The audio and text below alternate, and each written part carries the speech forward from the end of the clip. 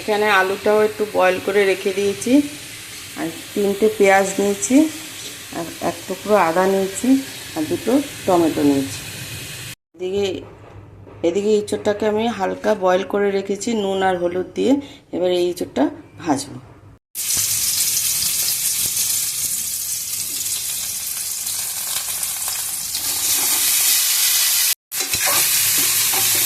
হালকা ভাজবো, অল্প একটু নুন দেবো।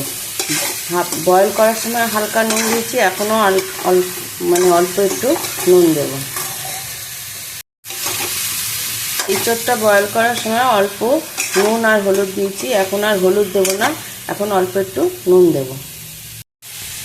অল্প একটু নুন দিয়ে দিলাম। 2টো পেঁয়াজ, আদা আর 6টা কাঁচা লঙ্কা দিয়ে এটা পেস্ট করে নিয়েছি। আর রসুনটা আমার তো বাটা আছে, ওখান থেকে 2 চামচ দিয়ে দেবো। ইঁচড়টা ভাজা হয়ে গেছে, আবার আমি সরষের তেল দিয়ে দিচ্ছি। ইঁচড় তো সবসময় মাংসের মতনই রান্না করতে হয়, এই জন্য তেলটা একটু বেশিই দিলাম। তেল গরম হয়ে গেছে, এবার এর মধ্যে গোটা জিরে ফোড়ন দিয়ে দিলাম। 3টে কাঁচা লঙ্কা দিয়ে দিলাম, আর একটা বড় সাইজের পেঁয়াজও দিয়ে দিলাম।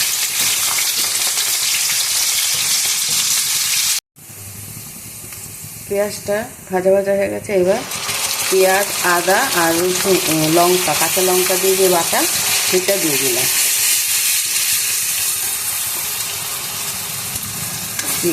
পেঁয়াজ, আদা, কাঁচা লঙ্কা বাটা দিয়ে দিলাম। এবার রসুন দিয়ে লঙ্কা দিয়ে যে বাটাটা ছিল আমার, ওইটাও দিয়ে দিলাম। ভালোভাবে মশলাটা কষিয়ে নেব।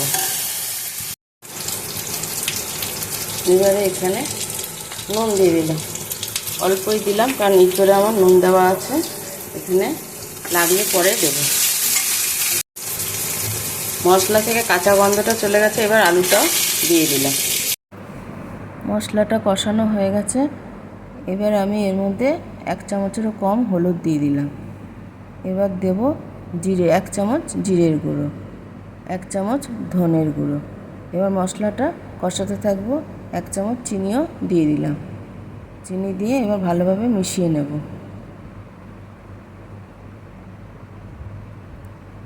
ভালোভাবে মেশানো আমার হয়ে গেছে, এবার আমি এর মধ্যে টমেটো পিউরিটাও দিয়ে দেব। টমেটো পিউরিটা দিয়ে ভালোভাবে কষিয়ে নেব। মশলাটা আমার ভালোভাবে কষানো হয়ে গেছে, এবার আমি এর মধ্যে ইঁচড়টা দিয়ে দেব। ইঁচড়টা ভালোভাবে এর সাথে মশলার সাথে মিশিয়ে আরেকটু কষিয়ে নেব। এখানে জল দিয়ে দিলাম। ইঁচড়ও হাফ সিদ্ধ আছে, আলুও সিদ্ধ আছে, এই জন্য বেশি জল দিলাম না, এই জলেই হয়ে যাবে। দেখো আমি কিন্তু এর মধ্যে একটু লাল লঙ্কা বা কিছু দিইনি, দেখেছো কালার কত সুন্দর এসছে। এবার ঢাকনা দিয়ে দেবো। 5 মিনিটের মধ্যে আমার ইঁচড় রেডি হয়ে যাবে।